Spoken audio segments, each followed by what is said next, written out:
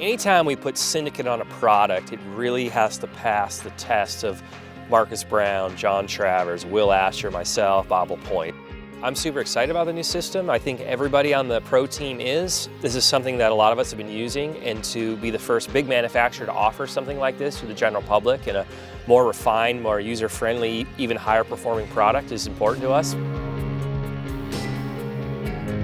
This is a fully releasable boot and binding system. This is called the Syndicate Hardshell. You have a shell very similar to an inline skate shell that your foot goes into.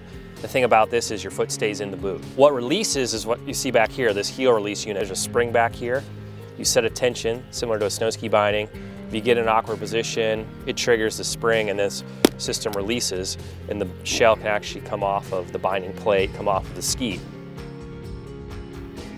One of the biggest differences between this system and all the other releasable binding systems on the market is really underneath the boot itself. So you can see right here, we 3D printed this base plate. It's essentially the female to the male boot, meaning that the boot sits down into the plate, recesses in, so you have a very strong connection. It allows the ski to roll on the edge very crisply, and there's no disconnect, meaning when you move your center of mass, the ski rolls with you. And that's very unique. You don't find that on the other systems on the market.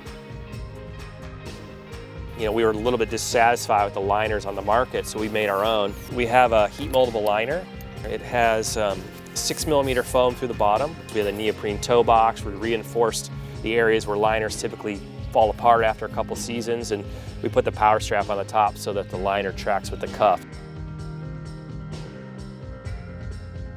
In the front, we developed a new stainless steel hoop.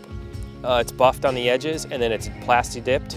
So it has a nice durable shell, but the toe of the boot indexes into the stainless hoop, and it's much more streamlined. It has more connection points. That's one of the big advantages to this system.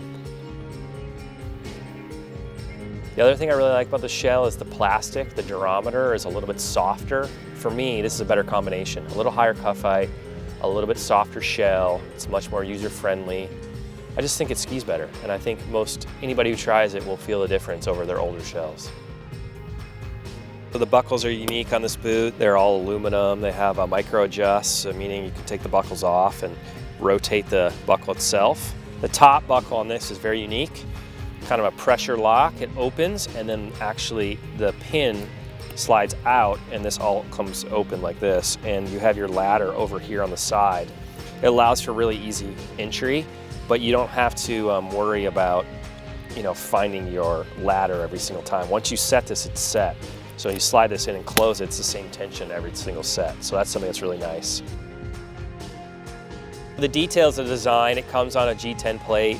The hole pattern for this will fit any of the current water ski manufacturers' front boot hole patterns. It comes in 4 different sizes. The small size is 6, the next size is an 8, we have a 10 and a 12.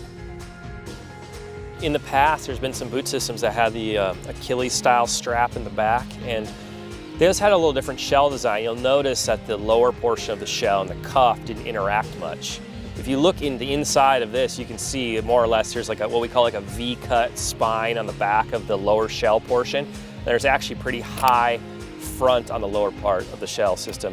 And that essentially acts as a stopper from moving backwards too drastically or moving forward too drastically. So as you move forward, that V-cut spine compresses, which is nice because it gives you that kind of like feedback and forward flexion we all like, instead of being completely free and just having a mechanical stop.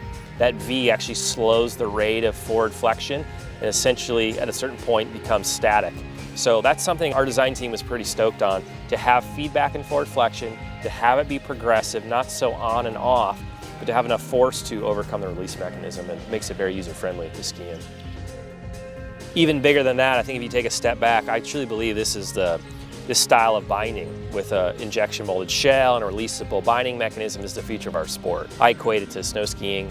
Back in the 50s, people wore leather boots, and some ski racers got the idea to start using injection molded plastic boots, and it changed the game. I mean, you can't buy leather boots nowadays. So I really believe that, and I hope so anyways, in a couple years, that this is what the majority of people are skiing on, just from a comfort, performance, and durability standpoint. So yeah, I'm excited to be the first big brand to introduce this to the everyday water skier.